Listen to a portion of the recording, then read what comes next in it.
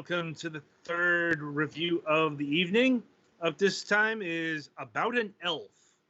Join forces with Dom, the magical princess of all elves, and her incorrigible apprentice, Roland the Brave Cat, as they fight to save the universe from the King of Terrors and his army of evil monsters.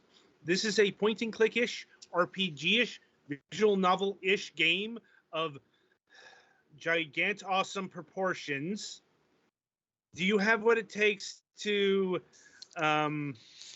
if so, everything must turn out elf okay. That hurt.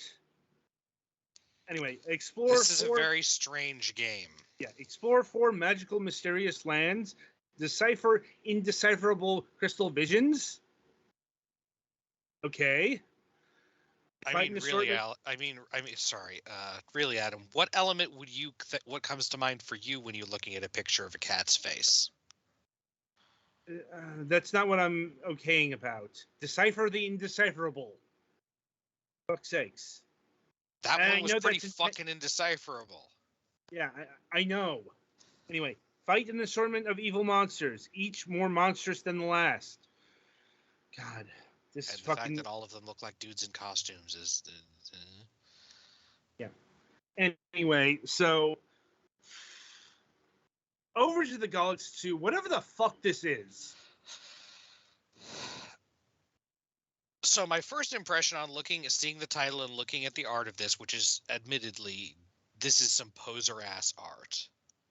As in the program Poser.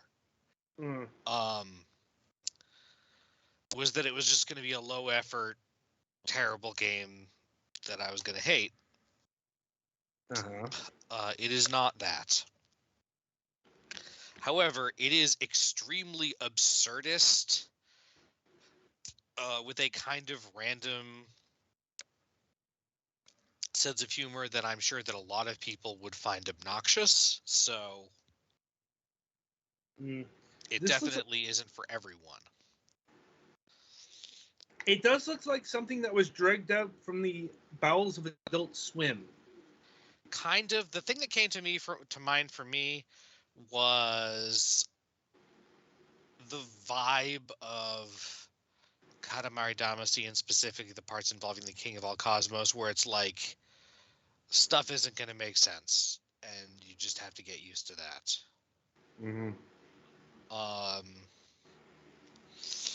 There are frequent jokes about the fact that since this is not Tolkien elves, this is like fairy elves. They're very short, and there are frequent jokes about how cats eat things that are about elf-sized and probably including elves. So I would not be at all. There's also some dark humor. I would not be surprised if at some point the cat does actually try to eat Dom. They joke about it at every turn. I'm sure it's hilarious. I don't know.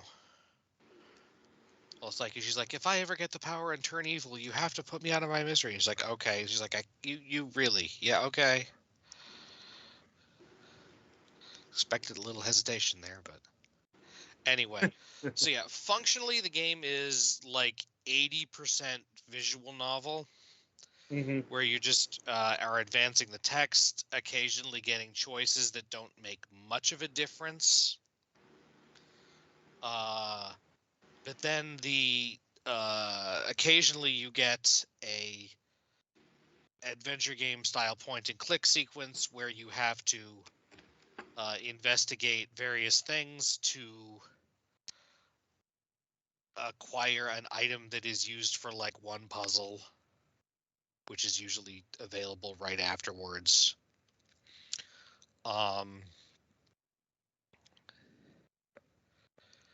Or find secret manatees that, I don't know, maybe there would be an achievement for that if this was on a system with achievements. I really don't know. The aesthetic is always, everything is about a like 3 second maximum video clip or animation, which certainly makes everything more surreal. But it doesn't seem like it's in a low effort way. Does that make sense? Like, it's like that because they wanted it to be like that, not because they were too cheap to do more, you know? I I do get what you're saying. It probably took a lot of effort to make this look this shitty. Yeah. I don't think it necessarily looks shitty, but it definitely looks cheap. I mean, insert your insult of choice here, I Mm-hmm. guess. It's definitely looking like there was not a lot of effort put into it. Yeah. Mm-hmm. So yeah, anyway, there are minor investigation sequences, and then there are combat sequences where they're usually you're in an area with like three or four monsters of various dude in a suit types. And you have to click on them whilst they cycle through their like three positions. And when that happens, you get a image in a crystal ball that takes up most of the screen that varyingly levels of blatantly or obtusely suggests the element that to which they are weak. And then you have to then you are given a chance to select your Magiballs. You start out with three: Gideon, Benjamin, and Archimedes, which are fire, electric, and water, respectively. And then partway through, I didn't quite finish. I got about halfway through, I think. And then about halfway, and then near the end of where in the area that I was at the end, you get the fourth Magiball, which is Thomas the Light Magiball. I don't know why they're named these. All of them except for Gideon have a vague association with their element that I can think of, though. Anyway, so you have to choose between like first between water, fire, electricity, and then adding light. What the image brings to mind. So some of them it'll be like, oh hey, it's an image of running water, or oh hey, it's an image of a disco ball, or oh hey, it's an image of a gas burner. But then sometimes it's a cat's face, or like I don't know, that looked like Jupiter in the attract loop there. So uh, yeah, some of them are more obvious than others. And if you get it wrong, you lose a gummy bear, which is some kind of fucking currency, of which you get 5 every time you finish a full area. So I was never in particular danger of actually losing. Because the frame story of this is that Dom is telling this to her friend Dido to try to get Dido to, like, come with her / help with the Elftopia. And gummy bears are involved in getting Dido to listen to your bullshit, I think. So yeah. Um so yeah, gameplay wise, it's not particularly um hard or complex. This is a game that you play if you're in the mood for the absurdist, kind of intentionally repulsive styling and the random humor and stuff. Not to, show off your skills at, I guess, decoding images clearly. I So yeah, guess. I mean, I think that's about. I mean, do you guys have any questions? I mean, several, but I don't think you'll be able to answer them. Yeah, similar. Like, Yeah, it's. I found a review of this game before I played it because I wasn't sure how much time I was going to have, and that review said, so going by the premise and looking at some basic footage of this game, you can tell very well if this is going to be a game that you're going to just hate, and in that case, you're going to just hate it, yeah, or if it's going to be something you find amusing.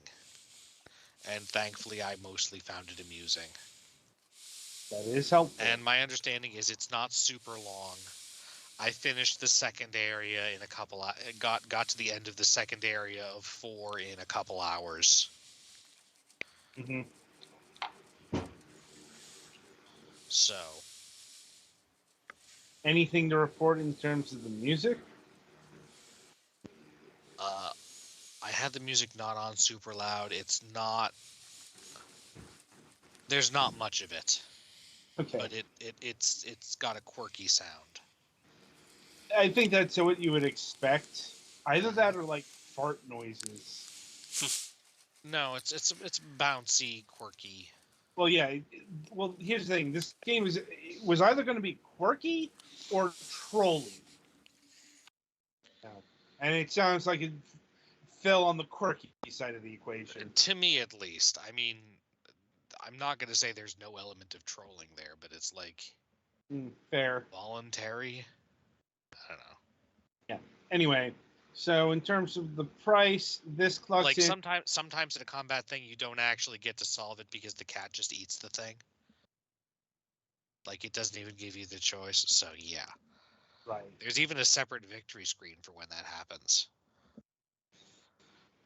Anyway, About an Elf will cost you $11.99 USD. If you think it's something you want to experience, that might be worth it. Otherwise, might see if you could wait for a sale. Just because there's not a whole ton of substance to it, I don't think. Duly noted. All right, so anything else you want to tell us about an elf? I don't know if there's any more of it that I understood. Fair enough. All right. So, yeah, that'll about do it for About an Elf. Be sure to tune in after the break, as we'll be covering Flatland, Volume 1.